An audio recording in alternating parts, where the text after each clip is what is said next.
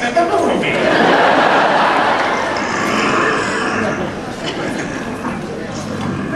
Yes, D is also losing.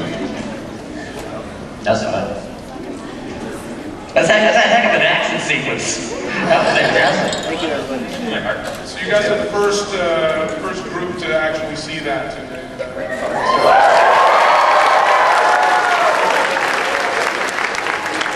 And if you tell anybody what you saw, Perry the Platypus will come after you.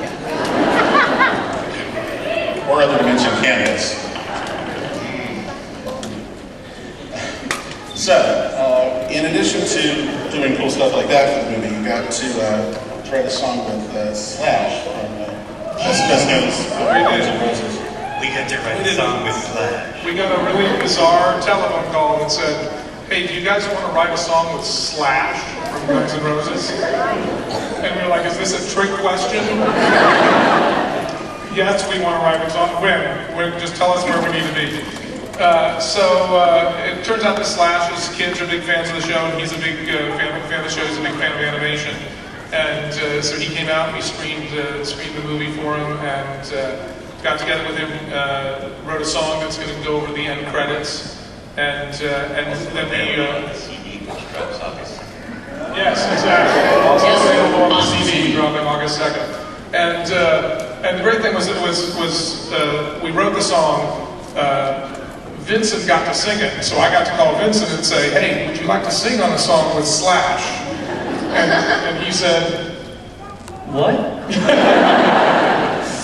and he was really excited about it, but we recorded the song separately, and he never got a chance to meet Slash while we were doing it.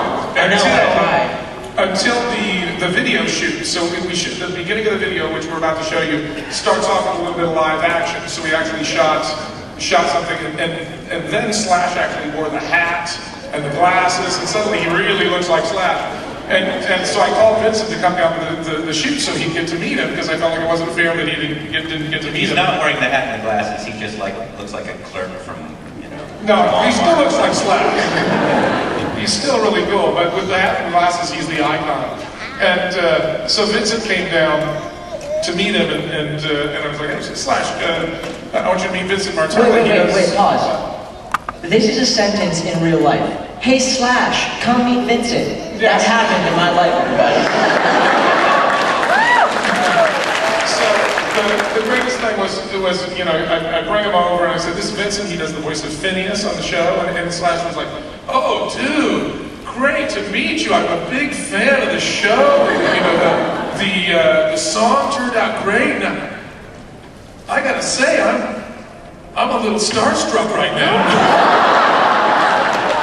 And Vincent turned bright red. I've never seen him blush before, and he did something along the lines of this. He said, "Well, I guarantee you that I am the one who is more starstruck at this moment."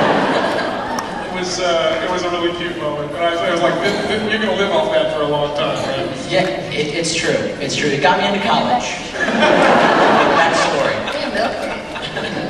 How'd you put that on your application? They said, "Any awards or recognitions for academia?" And I said, "Slash said he was starstruck when he met me." And then the dean called me up and said, "Vincent, I want you at my school."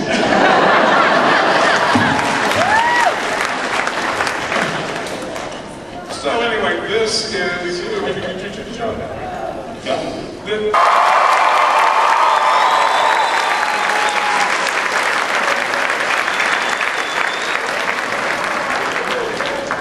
That was a fun day.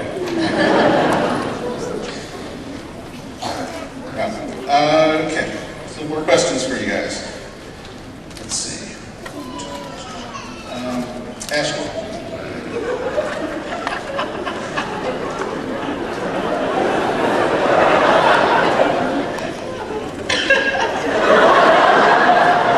Something weird going on the other side of the table. "Yeah, it's fun over here."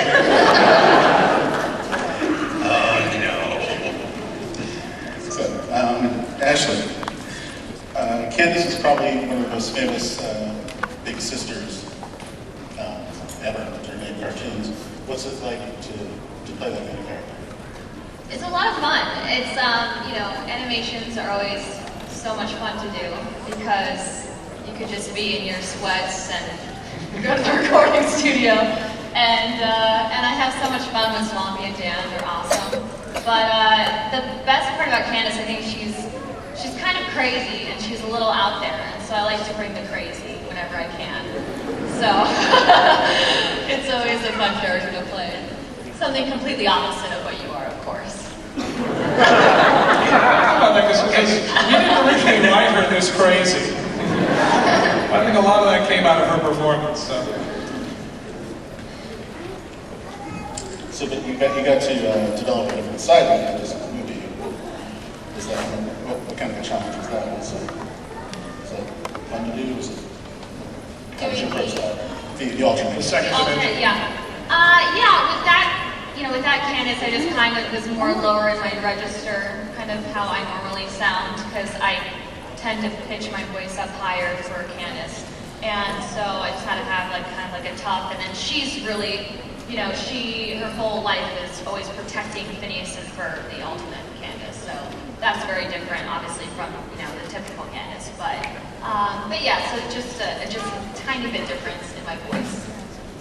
Yeah, the second dimension Candace is actually devoting her life to protecting her brothers and sheltering her brothers rather than busting them. She's putting all of her busting energy against Doofenshmirtz, who's this evil ruler in their dimension. It's fun doing the ADR for that episode. There are two different voices coming out of you. And at first I thought, well, we could go through it and just record like all of the crazy regular Candace, and then we could go back and pick up the second dimension tough Candace. You're like, no, let's just do it on the roll. And I thought, okay, and it was really great just going through it. It's like, turn that just switch. bounce back and Crazy forth, Candace, talking to tough myself. Candace, crazy Candace, tough Candace. Okay, that works. All I had to do in my notes was just put like, you know, Candace 2, and then I just knew how to flip it. It's always fun because You had a different facial expression. I did. I'd be like really like action star, like kind of expression. But it's always fun to see the reactions whenever I do something like really out there. When we cast Ashley as Candace, I almost called you Angie for some reason, so I haven't really met you. We were looking for Candace, and we had gone through a whole bunch of auditions, and we had somebody that we thought was going to be pretty good. And Adam Bonnet at the channel said, "Have you read Ashley Tisdale?" And I said, "I don't know. I've heard so many voices at this point." He says, "You need to bring her in and have her read." I was like, I don't think I remember her coming in. Have her read and give her some direction. She came in and I gave her sides to read that were like a full page of just gray text. And she went through and did a really good job. But I said, okay. And I gave her like 20 notes. I was like, okay, in this third sentence, I want you to be needling in here. I really want you to turn between this word and this word. I want you to pitch up a little bit here and then come right back down on this word. And I gave her all these really, really specific notes, and there was like 20 of them, and I was like, okay, we'll record it again, we'll see how far we get. You're really a pain in the butt. I'm a pain in the butt because I had something very specific that I wanted. And she just sort of sat there with a pencil and made all these notes and everything like this. And she went through the second time, and we kept that entire take. It was absolutely perfect. And I was like, oh, I guess we found Candace. So I was so happy. But I've never seen anybody take that many notes at one point, at one time, and just turn it right back around and give it to you exactly. Thank you. I was very impressed. Can I throw in that I think you guys do the lion's share of all the voice work in this show, and you really do a fantastic job of it. And I'm really not just saying that. I'm saying that as a parent who has to watch what my children watch again and again every day of the week. And I know you know because you're always saying, when you come and say, that all the parents that come up to us and say, thank you for this show.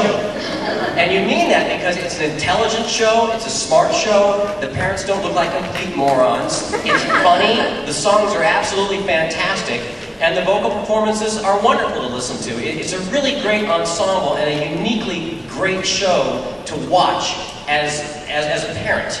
Because you gotta like the kids to watch.